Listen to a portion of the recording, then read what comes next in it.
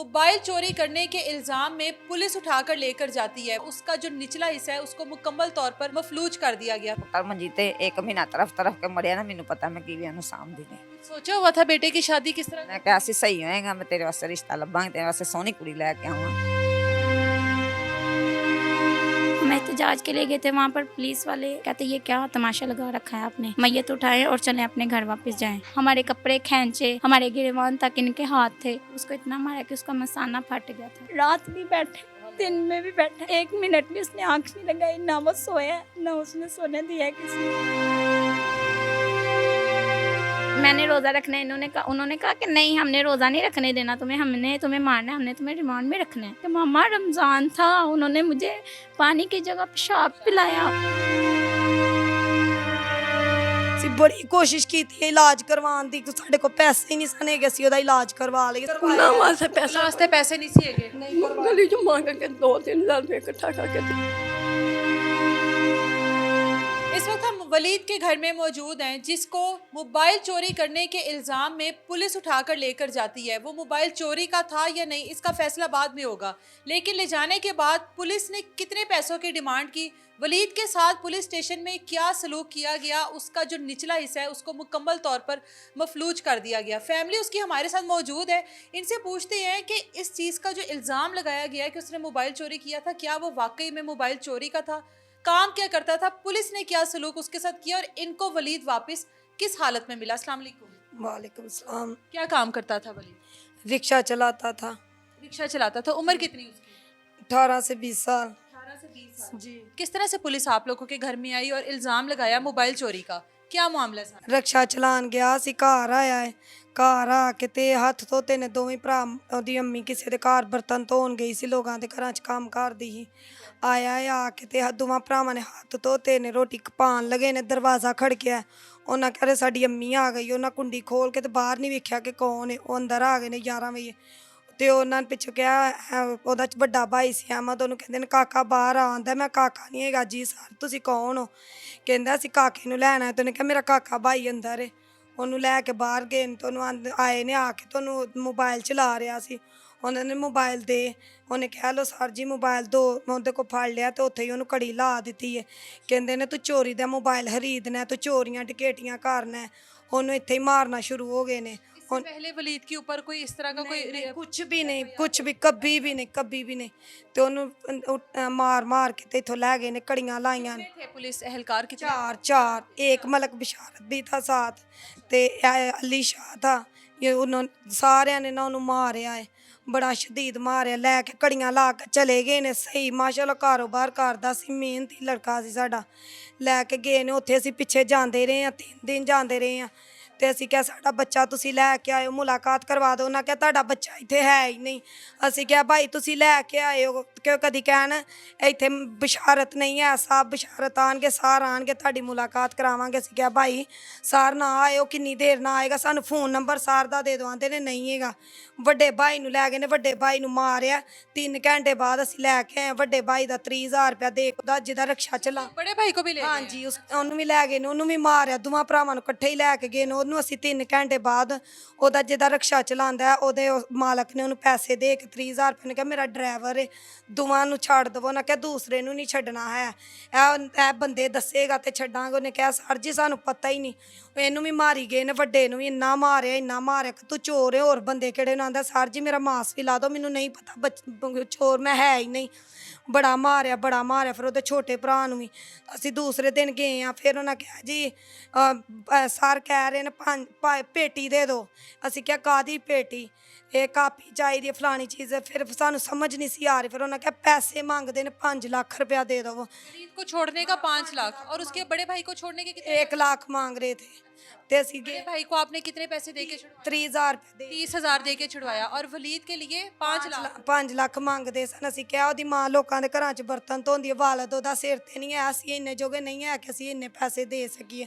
ਉਹਨਾਂ ਸਾਡੀ ਕੋਈ ਗੱਲ ਨਹੀਂ ਸੁਣੀ। ਅਸੀਂ ਬੜੀਆਂ ਮਿੰਨਤਾਂ ਤਰਲੇ ਕੀਤੀਆਂ ਨੇ, ਉਹਨਾਂ ਸਾਡੀ ਕੋਈ ਗੱਲ ਨਹੀਂ ਸੁਣੀ, ਮੁਲਾਕਾਤ ਵੀ ਨਹੀਂ ਸਾਨੂੰ ਕਰਵਾਉਂਦੇ। ਫਿਰ ਅਸੀਂ ਉਹਨਾਂ ਨੂੰ ਕਿਹਾ ਕਿ ਚਲੋ ਬਈ ਅਸੀਂ ਕੋਈ ਕੋਸ਼ਿਸ਼ ਕਰਨੇ ਆ। ਉਹਦੀ ਮਾਂ ਨੇ ਇੱਥੇ ਆ ਕੇ ਲੋਕਾਂ ਦੇ ਘਰਾਂ 'ਚ ਜ਼ਕਾਤਾਂ, ਫਤਰਾਨੇ, ਹਰ ਚੀਜ਼ ਇਕੱਠੀ ਕੀਤੀ ਹੈ ਛੁਡਵਾਉਣ ਲਈ। ਹਾਂਜੀ, ਸਾਰੇ ਅਸੀਂ ਖੁਦ ਇਕੱਠੇ ਕੀਤੇ ਨੇ, ਸਾਰੇ ਮੁਹੱਲੇ ਵਾਲਿਆਂ ਨੂੰ ਪਤਾ, ਉਹਨਾਂ ਸਾਡੇ ਨਾਲ ਮਦਦ ਕੀਤੀ ਹੈ। ਅਸੀਂ ਕਰਕੇ ਥੋੜੇ ਜਿਹੇ ਪੈਸੇ 30,000 ਰੁਪਏ ਲੈ ਕੇ ਗਿਆ ਨਾ ਕਿ ਅਸੀਂ 30 ਨਹੀਂ ਲੈਣਾ ਤਾਂ ਅਸੀਂ 5 ਲੱਖ ਪੂਰਾ ਹੀ ਲੈਣਾ है। वलीद क्या बताता था, पुलिस वाले क्या सलूक कर रहे हैं? ਸਲੂਕ ਉਹ ਕਹਿ ਰਿਹਾ ਥਾ ਇੰਨਾ ਮੈਨੂੰ ਮਾਰਦੇ ਨੇ, ਇੰਨਾ ਮਾਰਦੇ ਨੇ ਸ਼ਦੀਦ, ਇੰਨਾ ਕੁ ਜ਼ਬਰਦਸਤ ਮਾਰਦੇ ਮੈਨੂੰ, ਠੁੱਡੇ ਚਪੇੜਾਂ। ਕਹਿ ਰਹੇ ਸਨ ਤੂੰ ਚੋਰ ਹੈ, ਤੂੰ ਚੋਰੀ ਕੀਤੀ। ਵਲੀਦ ਕਹਿੰਦਾ ਸੀ ਮੈਂ ਚੋਰੀ ਨਹੀਂ ਕੀਤੀ, ਮੈਂ ਚੋਰੀ ਨਹੀਂ ਕੀਤੀ। ਉਹਨੂੰ ਫਿਰ ਮਾਹ ਰਮਜ਼ਾਨ ਦਾ ਮਹੀਨਾ ਸੀ, ਉਹ ਰੋਜ਼ੇ ਰੱਖਦਾ ਸੀ, ਤਾਂ ਉਹਨੂੰ ਕਹਿੰਦੇ ਤੂੰ ਰੋਜ਼ਾ ਨਹੀਂ ਰੱਖਣਾ, ਤੈਨੂੰ ਮਾਰਨਾ ਹੈ। ਉਹ ਵਿਚਾਰਾ ਕਹਿੰਦਾ ਸੀ ਨਹੀਂ, ਮੈਂ ਮਾਹ ਰਮਜ਼ਾਨ ਦਾ ਮਹੀਨੇ ਦੇ ਸਦਕੇ ਮੈਨੂੰ ਇਸ ਵਾਰ ਅਗਲੇ ਸਾਲ ਨਸੀਬ ਹੋਣਾ ਕਿ ਮੈਨੂੰ ਰੋਜ਼ੇ ਰੱਖਣ ਦੇਵੋ। ਉਹਨੂੰ ਮਾਰਦੇ ਫਿਰ ਉਹਨੂੰ ਪਿਸ਼ਾਬ ਪਿਲਾ ਕੇ ਇੰਨੇ ਜ਼ਬਰਦਸਤ ਠੁੱਡੇ ਚਪੇੜਾਂ ਮਾਰ ਕੇ ਤੁਹਾਨੂੰ ਕਹਿੰਦੇ ਹਨ ਕਿ ਤੂੰ ਮੰਨ ਐ ਹੁਣ ਐ ਤੇ ਨਾ ਹਰਕਤ ਕਰਾਂਗੇ, ਤੂੰ ਖੁਦ ਮੰਨੇਗਾ। ਉਹਨੇ ਕਿਹਾ ਮੈਂ ਇਹੋ ਜਿਹੀ ਹਰਕਤ ਕੋਈ ਨਹੀਂ ਕੀਤੀ ਹੈ, ਮੈਂ ਕਿਸ ਤਰ੍ਹਾਂ ਮੰਨਾਂ। ਉਹਨੇ ਪਿਸ਼ਾਬ ਵੀ ਪੀ ਲਿਆ ਸੀ ਕਿ ਮੈਂ ਹਰਕਤ ਚੋਰੀ ਵਾਲੀ ਨਹੀਂ ਕੀਤੀ ਹੈ। ਉਸ ਦਿਨ ਤੋਂ ਫਿਰ ਉਹਨੇ ਫੋਨ ਘਰ ਉਹਦੇ ਦੋਸਤਾਂ ਨੂੰ ਕਰਵਾਇਆ, ਰੋਣ ਲੱਗਾ ਅੱਲਾ ਵਾਸਤੇ ਮੈਨੂੰ ਇੱਕ ਵਾਰੀ ਅੱਜ ਇੱਥੋਂ ਲਿਆਈਓ, ਮੈਨੂੰ ਉਹਨਾਂ ਅੱਜ ਮਾਰ ਛੱਡਣਾ, ਅੱਲਾ ਦਾ ਵਾਸਤੇ ਮੈਨੂੰ ਮਾਮਾ ਆ ਕੇ ਬਚਾ ਲਓ, ਮੈਨੂੰ ਬਚਾ ਲਓ। ਫਿਰ ਅਸੀਂ 30,000 ਰੁਪਇਆ ਅਸੀਂ ਕੋਸ਼ਿਸ਼ ਪੈਸਿਆਂ ਦੀ ਹੋਰ ਕਰ ਰਹੇ ਹਾਂ। ਉਹਦੇ ਦੋਸਤਾਂ ਨੂੰ ਫਿਰ ਕਾਲ ਉਹਨਾਂ ਕਰਵਾਈ, ਫਿਰ ਉਹਦੇ ਦੋਸਤ ਜਾ ਕੇ 30,000 ਰੁਪਇਆ ਦੇ ਕੇ ਤੇ ਉਹਨੂੰ ਲੈ ਕੇ ਆਏ ਨੇ। ਇਸ ਤਰ੍ਹਾਂ ਕੰਧਿਆਂ ਤੇ ਹੱਥ ਰੱਖ ਕੇ ਚੁੱਕ ਕੇ ਧਰੂ ਕੇ ਸਾਡੇ ਬੱਚੇ ਨੂੰ ਘਰ ਲੈ ਕੇ, ਜਿਸ ਦਿਨ ਦਾ ਲੈ ਕੇ ਆਏ ਨੇ ਸਾਡਾ ਬੱਚਾ ਉਸ ਦਿਨ ਦਾ 1 ਮਿੰਟ ਨਹੀਂ ਮੰਜੀ ਤੋਂ ਉੱਠਿਆ, 1 ਮਿੰਟ ਵੀ ਹੁੰਦਾ ਨਾ ਉੱਠਿਆ, ਉੱਥੇ ਹੀ ਲੱਤਾਂ ਸਿੱਧੀਆਂ, ਉੱਤੇ ਹੀ ਛੋਟਾ ਵੱਡਾ ਪਿਸ਼ਾਬ ਉੱਤੇ ਹੀ ਕਰ ਰਿਹਾ, ਗਲ ਗਿਆ ਸੀ ਬੱਚਾ ਸਾਡਾ ਇੰਨੀ ਬੁਰੀ ਤਰ੍ਹਾਂ। ਅਸੀਂ ਬੜੀ ਕੋਸ਼ਿਸ਼ ਕੀਤੀ ਇਲਾਜ ਕਰਵਾਉਣ ਦੀ, ਸਾਡੇ ਕੋਲ ਪੈਸੇ ਹੀ ਨਹੀਂ ਸਨ ਹੈਗੇ, ਅਸੀਂ ਉਹਦਾ ਇਲਾਜ ਕਰਵਾ ਲਈਏ, ਸਾਡੇ ਕੋਲ ਕੁਛ ਵੀ ਨਹੀਂ ਸੀ ਹੈ। ਉਹਨਾਂ ਜ਼ਾਲਮਾਂ ਨੂੰ ਕੜੀ ਤੋਂ ਕੜੀ ਸਜ਼ਾ ਮਿਲਣੀ ਚਾਹੀਦੀ ਹੈ। ਸਾਡੀ ਮਰੀਮ ਨਵਾਜ਼ ਦੇ ਅੱਗੇ ਅਪੀਲ ਹੈ ਮਲਕ ਬਸ਼ਾਰਤ ਨੂੰ, ਜੋ ਜ਼ੁਲਮ ਜ਼ਿਆਦਤੀ ਸਾਡੇ ਬੱਚੇ ਨਾਲ ਹੋਈ ਉਹ ਮਲਕ ਬਸ਼ਾਰਤ ਨਾਲ ਵੀ ਇੰਝ ਹੀ ਹੋਵੇ। ਉਹਦੇ ਮਾਵਾਂ ਭੈਣਾਂ ਬੇਟੀਆਂ ਇੰਝ ਹੀ ਰੋਣ ਜਿਸ ਤਰ੍ਹਾਂ ਅਸੀਂ ਰੋਂਦੇ ਹਾਂ। ਸਾਡੀ ਇਹ ਹੀ ਦੁਆ ਹੈ ਕਿ ਉਹਦੇ ਨਾਲ ਵੀ ਇਸ ਤਰ੍ਹਾਂ ਹੀ ਹੋਵੇ। ਸਾਡੀ ਇਹ ਹੀ ਅਪੀਲ ਹੈ ਮਰੀਮ ਨਵਾਜ਼ ਦੇ ਅੱਗੇ। ਸਾਡਾ ਬੇਟਾ ਨਹੀਂ, ਇਹ ਮਰੀਮ ਨਵਾਜ਼ ਦਾ ਬੇਟਾ। ਮਰੀਮ ਨਵਾਜ਼ ਕੋਲ ਇਨਸਾਫ ਲੈਣਾ, ਸਾਨੂੰ ਕੁਛ ਨਹੀਂ ਚਾਹੀਦਾ। ਲੋਕ ਪੈਸਿਆਂ ਵਾਸਤੇ ਕਹਿੰਦੇ ਸਾਨੂੰ ਪੈਸੇ ਨਹੀਂ ਚਾਹੀਦੇ, ਸਾਨੂੰ ਮਰੀਮ ਨਵਾਜ਼ ਕੋਲ ਇਨਸਾਫ ਚਾਹੀਦਾ। ਸਾਡਾ ਬੇਟਾ ਸਾਨੂੰ ਚਾਹੀਦਾ। ਸਾਡੇ ਬੱਚੇ ਨਾਲ ਬਹੁਤ ਜ਼ੁਲਮ ਜ਼ਿਆਦਤੀ ਹੋਈ, ਬਹੁਤ ਜ਼ੁਲਮ ਜ਼ਿਆਦਤੀ ਕੀਤੀ ਉਹਨਾਂ ਨੇ ਸਾਡੇ ਬੱਚੇ ਦੇ ਨਾਲ। ਸਾਡਾ ਬੱਚਾ रो रो के तड़फ तड़फ के मरिया है, रो रो। हाजी साहब देखें कि तरबियत में इनकी कहाँ पर कमी रह गई है जो इस तरह के लोगों को ये अपना पेशाब पिला रहे हैं। ना वास्ते पैसा वास्ते पैसे नहीं सीएगे। गली चो मांग के 2-3 हज़ार रुपये इकट्ठा करके दिता, 2-3 हज़ार रुपये उन्होंने इकट्ठा करके दिता। 1-2 किलो दाने लैके किसी की दुकान से खत्म दवा के बच्चों ने वंडे, कोई पैसा नहीं सी। मैं पैसे इकट्ठे किए ने, किसी को 100 किसी को 200 इकट्ठा करके दे दिता ना, तो 2 किलो दाने लिया के दे किसी की दुकान तो खत्म दवा के दे जाके बच्चों ने वंडे। 1 रुपये ਜਿਹੜਾ ਵਲੀਦ ਮੁੰਡਾ ਹੈਗਾ ਹੈ, ਕਿਸ ਤਰ੍ਹਾਂ ਦਾ ਮੁੰਡਾ ਹੈਗਾ ਸੀ? बेटे इन्ना अच्छा सी, वो मकान का किराया इकट्ठा नहीं सी दे सकता, और 200 रुपया ना रोजाना दुकान माल मकान में दे के आंदा सी, ਰੋਜ਼ ਦਾ ਮਤਲਬ ਦਿਹਾੜੀ ਲਾ ਕੇ ਆਣਾ ਤੇ 200 ਦੇ ਦੇਣਾ। दे देना। किराया रिक्शा भी ਉਹਦਾ ਕਿਰਾਏ ਦਾ ਸੀ। ਤੁਸੀਂ ਯਕੀਨ ਕਰੋ ਇੰਝ ਕਰਕੇ ਲੰਘਣਾ ਦੱਸ, ਇੰਝ ਕਰਕੇ ਨਜ਼ਰ ਧਿਆਨ ਕਰਕੇ ਕਦੀ ਉਹਨੇ ਉੱਚਾ ਕਰਕੇ ਦੇਖਿਆ ਨਹੀਂ ਸੀ। ਅਸੀਂ ਉਹਦਾ ਕੋਈ ਅੱਜ ਤੱਕ ਕੋਈ ਐਬ ਨਹੀਂ ਦੇਖਿਆ।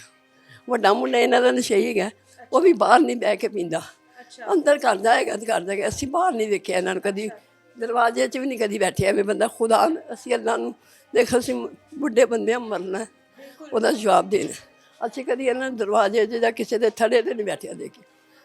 ਇੱਥੇ ਬੱਚਾ ਬਹੁਤ ਹੀ ਲੈਕ ਸੀ, ਬਹੁਤ ਹੀ ਲੈਕ, ਕੋਈ ਐਡਾ ਜਵਾਨ ਨਹੀਂ ਸੀ, ਬੱਚਾ ਹੁੰਦੀ ਸੀ। ਮਾਂ ਜੀ ਦੱਸੋ ਕਿੰਜ ਤੜਫ ਤੜਫ ਕਿਉਂ ਮਰਿਆ। ਹਾਂਜੀ ਵਿਚਾਰਾ ਕਿੱਥੋਂ ਵਿਚਾਰੀ ਲੋਕ ਕੰਮ ਕਰਕੇ ਆਉਂਦੀ ਸੀ, ਜੂਠਾ ਸਾਲ ਲਿਆ ਕੇ ਤੇ ਟਮਾਟਰਾਂ ਤੇ ਉਹਦੇ ਨਾਲ ਖੀਰੇ ਕੱਟ ਕੇ ਡਾਕਟਰ ਕਹਿ ਰਹੇ ਸੀ ਖੁਰਾਕ ਦਵੋ। ਮਾਂ ਕੋਲ ਇੰਨੇ ਪੈਸੇ ਨਹੀਂ ਸਨ ਹੈਗੇ।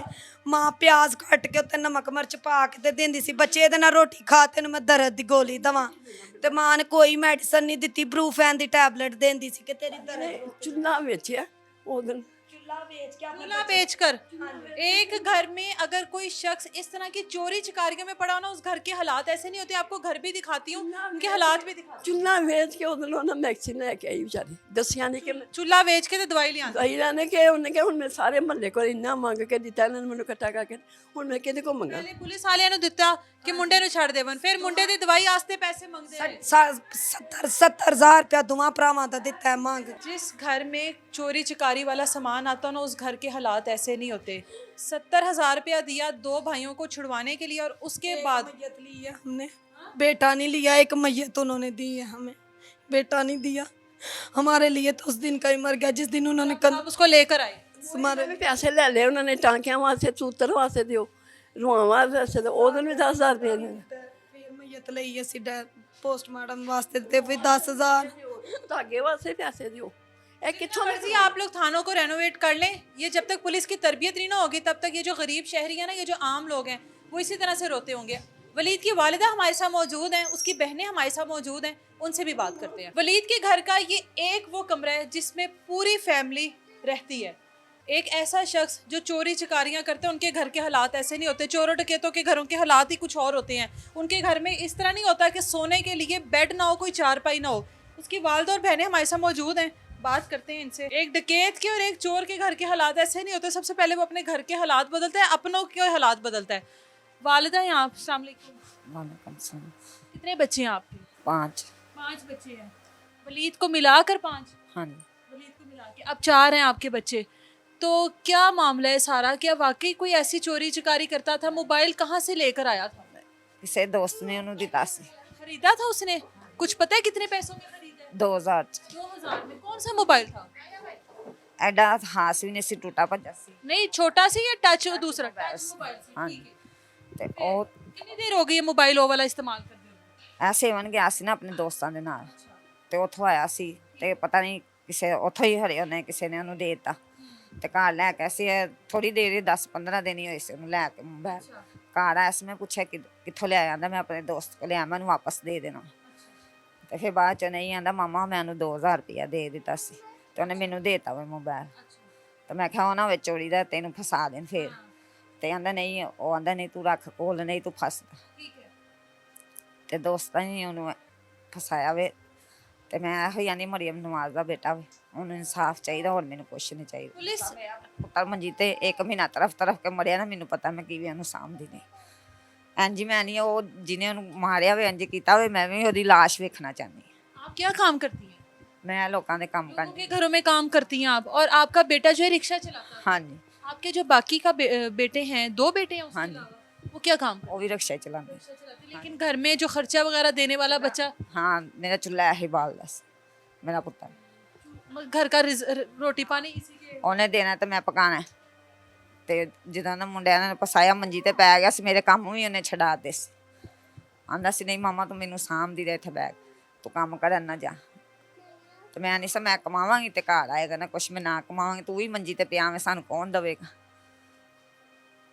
अभी शादी वगैरह करनी थी उसकी? ਨਹੀਂ। कुछ सोचा हुआ था बेटे की शादी किस तरह? ਮੈਂ ਕਿਹਾ ਸੀ ਸਹੀ ਹੋਏਗਾ, ਮੈਂ ਤੇਰੇ ਵਾਸਤੇ ਰਿਸ਼ਤਾ ਲੱਭਾਂਗੀ, ਤੇਰੇ ਵਾਸਤੇ ਸੋਹਣੀ ਕੁੜੀ ਲੈ ਕੇ ਆਵਾਂ। ਆਂਦਾ ਸੀ ਮਾਮਾ ਠੀਕ ਹੈ। ਉਹ ਆਂਦਾ ਸੀ ਮਾਮਾ ਮੈਂ ਇੱਕ ਵਾਰੀ ਮੰਜੀ ਤੋਂ ਥੱਲੇ ਉਤਰ ਜਾਵਾਂ ਤੇ ਮੈਂ ਰਕਸ਼ਾ ਵੀ ਨਹੀਂ ਚਲਾਵਾਂ, ਮੈਂ ਕਿਸੇ ਕੰਮ ਤੇ ਪਈ ਆਵਾਂਗਾ, ਮਹੀਨੇ ਦੇ ਸਾਨੂੰ ਬੱਦੀ ਤਨਖਾਹ ਆਵੇਗੀ, ਮੈਂ ਤੇਰਾ ਬੜਾ ਖਿਆਲ ਰੱਖਾਂਗਾ। ये बहनें हैं? आप बहन हो? जी, कैसा भाई था आपका? बहुत अच्छा था।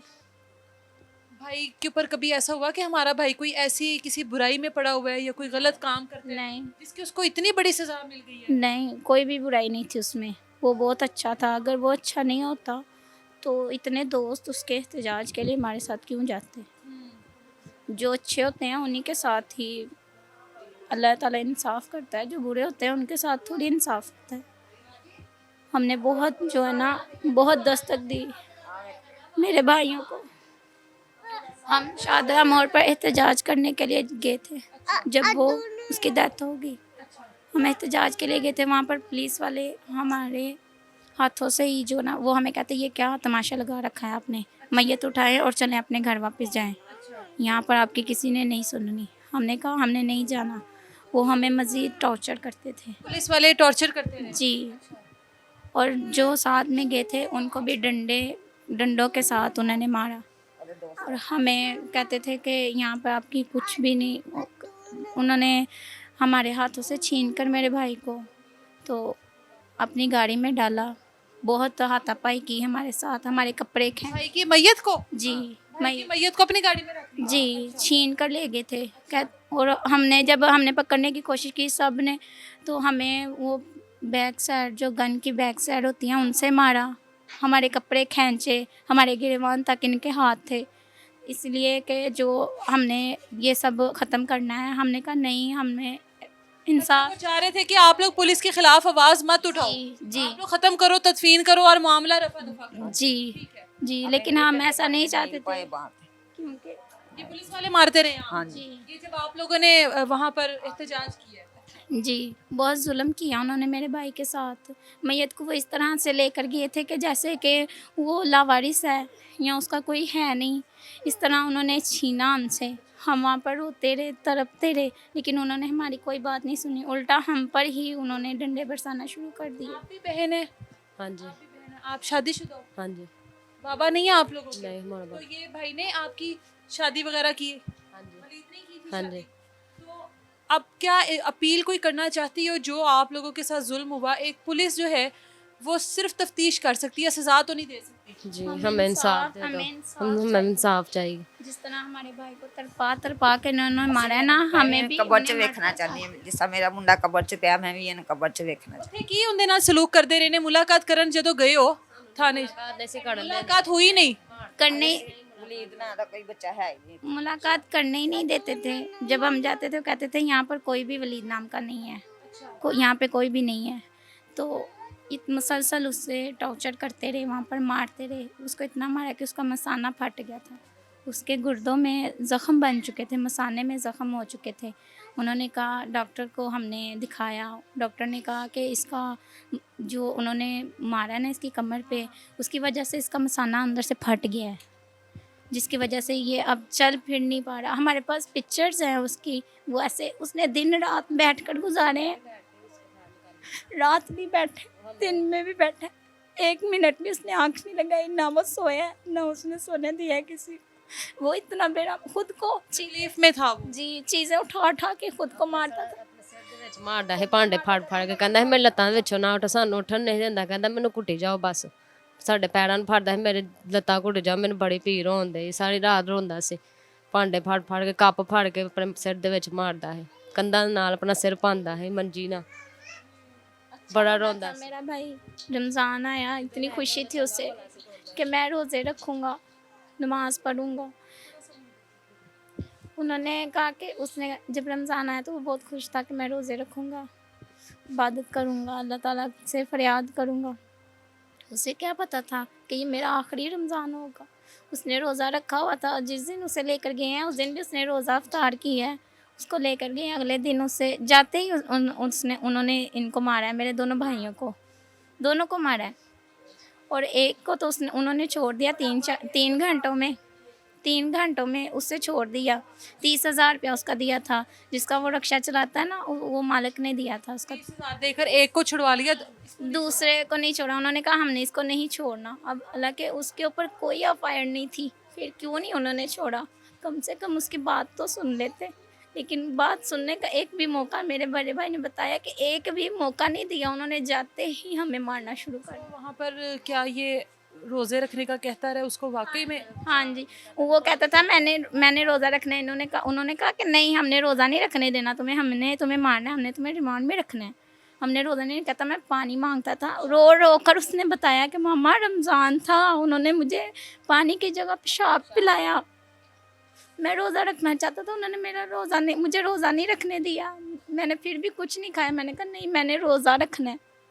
लेकिन जब वो ख़त्म हो गया था, उसी के ਹਾਂ ਕਿ ਨੂੰ ਰੋਟੀ ਖਵਾਉਂਦੇ ਸਨ, ਕਹਿੰਦੇ ਪਾਣੀ ਟੂਟੀਆਂ ਦਾ, ਕਹਿੰਦੇ ਨਾ ਪੀ ਤੂੰ ਪਾਣੀ, ਕਹਿੰਦਾ ਇੱਥੋਂ ਪੀਣਾ, ਕਹਿੰਦੇ ਨਹੀਂ ਪਿਸ਼ਾਬ ਪੀ, ਸਾਡਾ ਪਾਣੀ ਨਹੀਂ ਅਸੀਂ ਪੀਣ ਦੇਣਾ ਤੈਨੂੰ। ਇੱਥੋਂ ਗਲੀ ਵਿੱਚੋਂ ਵੀ ਮਾਰਦੇ ਉਹਨਾਂ ਨੂੰ, ਖੜਿਆ ਉਹਨਾਂ ਨੂੰ।